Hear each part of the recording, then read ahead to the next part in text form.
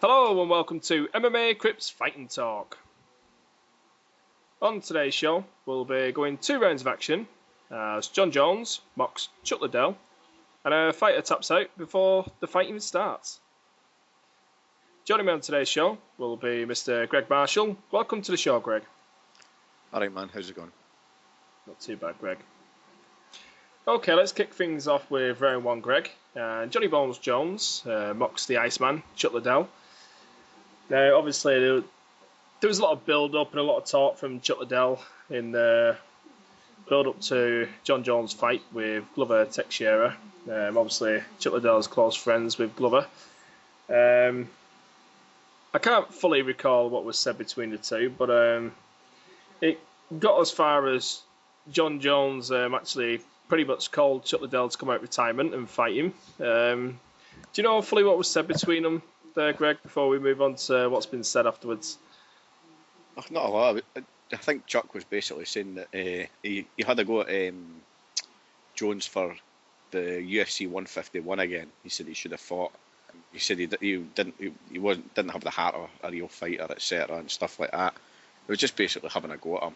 He was obviously just trying to get under his skin before the Teixeira fight.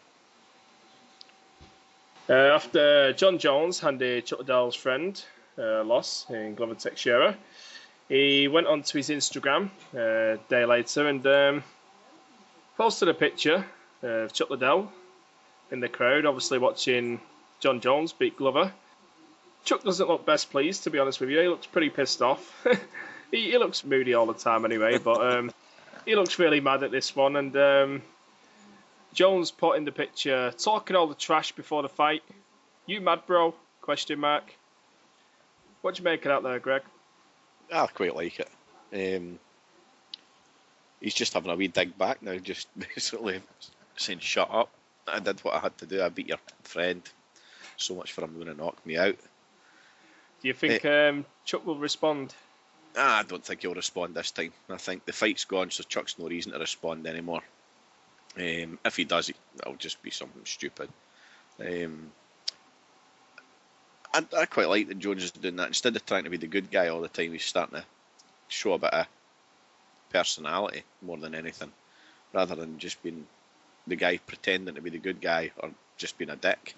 Do you think this, because we know Dana White, he's quite well in with Chuck Liddell. There's been, Photoshop pictures where people have put them in bed together and whatnot, having sex sessions. So that's how close Chuck and, Dana White are. People have known about their close relationship for many years. I'm not saying that they're having a sexual relationship, but that's just people taking the piss, how you said it. Really are. Yeah, I didn't really. It wasn't me. No, obviously, it's not going to affect Jon Jones right now because they won't touch the champion. But Dana White never seems to forget in a way. He'll do what's best for business, but when he doesn't need you, he'll certainly get rid of you. We've seen in the past with guys. Do you think maybe that's pissed Dana off a little bit and, he'll sort of remember this? I don't think it'll make a difference to Dana. I don't think he'll give a fuck. He probably found it funny. That's what I was just going to say. He probably would find it quite an amusing thing, if anything. It's not offensive in any way. It's not anything really. It's just a funny little comment. Well, you mentioned about Jon Jones' personality. I've not really been following him outside the cage much, but obviously when I spotted this, the Chuck Liddell picture, it started circling around the Facebooks. I clicked on it. Then I checked out another video. It was, obviously, we know the history building up to this fight. He had to contend with Phil Davis too. That all started on the conference call, so I believe Phil Davis started having a bit of fun with Jon Jones. Obviously, leveraging himself for a title shot with Jon Jones, trying to talk his way in there a little bit. He must have said along the lines that he's going to, do certain things to Jon Jones if they fought, because later on, Jon posted on his Instagram as well. He posted the actual, it's like clips of him watching the Phil Davis versus Rumble Johnson fight. And he's basically watching Phil Davis run backwards around the cage and, getting tagged in and everywhere. Basically getting his ass whooped by Rumble Johnson. And right at the end of the video, he turns the camera around and sort of like raises his eyebrows with a little smirk on his face, like, really? You said you was going to do what to me? You're getting your ass whooped by Rumble here. So he's got a bit of cocky swagger about him now. I'm quite enjoying it, to be honest with you, Greg. I really am. Are you surprised that he's going after Davis here, Greg? No, it'll be sweet justice for him, I would imagine. Just like the other incident with Chuck talking about him. Anybody who's been getting called out by another fighter and then watching that fighter then getting beat, yeah, quite right. He should have a laugh at that. It shows a bit of personality again, at least. Well, I say I'm liking it, but there's some certain stuff on there. He's obsessed with that stupid weird cat of his. It looks like a half tiger, half cat. The tiger is a cat, really, isn't it? Jeez, that was fucking terrible. But it's like a house cat, shall I say then? It looks like a tiger's got on the back of a house cat, and out pops Jon Jones' cat. I don't know I'm not into all his pets and what the terminology and whatnot, but yeah, he carries around a cat like it's his baby. I find that shit weird. You get that sort of stuff with the women, with the dogs in the handbag, but geez, a UFC champion who's whooping everyone's ass, he's walking around with a cat in his arms, like he took it in the Ultimate Fighter house when he was coach. I'm sure he did. Or it was his dog. He took something. I think it was his dog what he took to the Ultimate Fighter house, but. That Maybe cat just seems... thinks he's a bit of a Dr. Doolittle or something like that. Dr. Doolittle, yeah. There's another one where he's putting his belt up on his wall. I quite like that. I like that one. He's celebrating that one. He's sticking his belt up, so obviously he walks past that all proud or something while he's going making a tea or something. So I like that. But there was some bad press on Jon Jones. We're talking about the fun and games, a bit of a laugh and joke here and there. But there was some homophobic comments on Jon Jones' Twitter. It was about 10 days ago or something, near on 2 weeks ago. Posts like this, and judging by his nature, his jokey character, I never really covered that story, and I'm starting to think that maybe it was him, to be honest with you, and he didn't get his phone stolen or hacked, whatever it was. What do you make of that story? Because we never covered it, Greg. What do you make? Do you really think that he got his phone hacked and it was somebody else? Well, that's not what he's claiming now, anyway. He's changed his story. He's changed his story 3 times. He initially said his phone was stolen. Then he said his phone was hacked. And finally his manager came out and said that it was the media team that they paid. There was a guy on the media. They pay a company to post his social media for him. And it was a guy on that did this, apparently. And the guy's now no longer employed by them.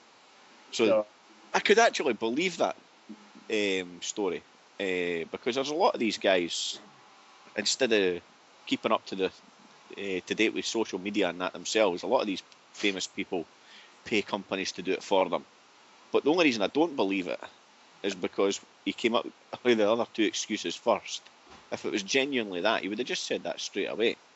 So, but one thing, I did notice one thing when he's posted these things we were talking about there to Instagram, he doesn't actually link it to his Twitter account. And his Twitter account, it just says, check out my Instagram username, and then puts his username.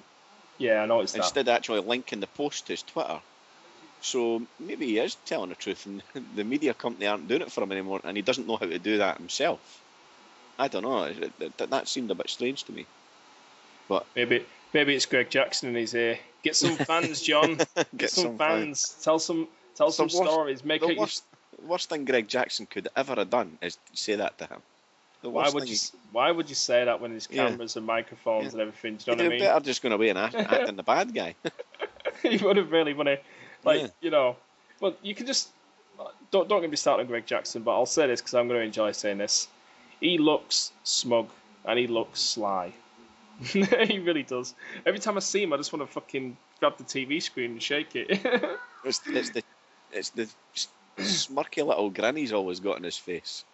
Well, makes him look smug. Well, on these homophobic comments, I'm saying he's guilty, 100%. I don't think he's a homophobic. I think he was just messing around, having a bit of a joke. And I think, obviously, when you're in the public eye, you're representing the UFC, you can sort of regret comments like that. Going back to the Chuck thing here, Greg, I want to get your thoughts on this. What do you think Chuck Liddell's reaction was when he seen the picture of him with Jon Jones mocking him on Instagram? I'd like to think his reaction was, good on you. Yeah. Well done. We know it wasn't, I, though. I deserved that. I'd like to think he actually thought, fuck, good one. But he's Do- probably thrown a cat. Do you want me to tell you something, though, Greg? If this was Tito Ortiz, Chuck Liddell would be in the fucking news right now as we're talking. I'll beat the fuck out of him if I see him on the street, but because it's Jon Jones and he knows he'll get fucking his ass whooped, he's staying quiet.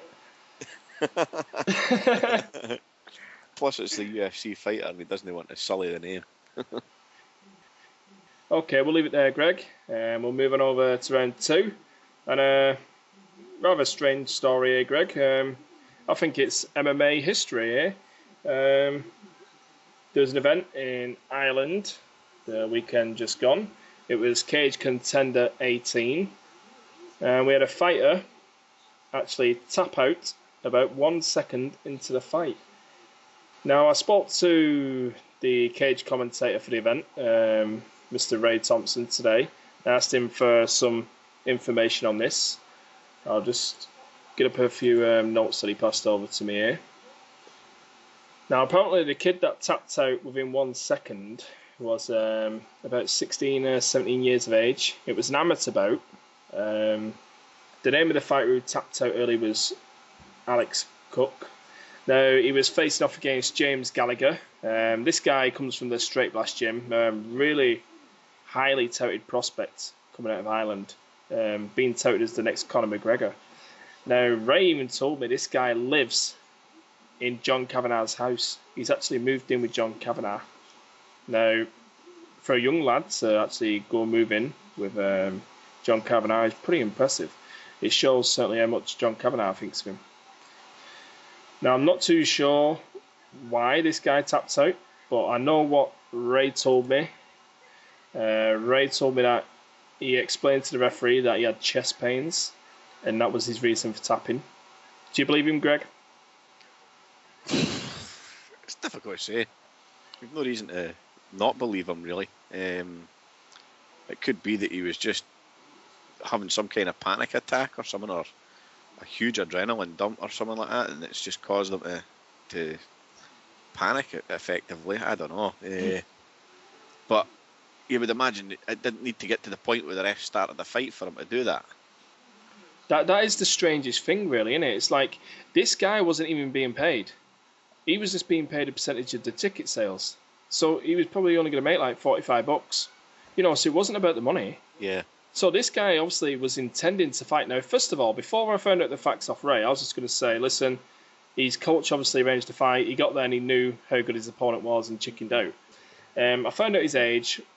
Apparently, he was supposed to be on the undercard, but he ended up on like the second to last fight on the card because, you know, it was on TV. So obviously fights lasted longer. Then he was pushed onto TV. Then certain fights had to happen.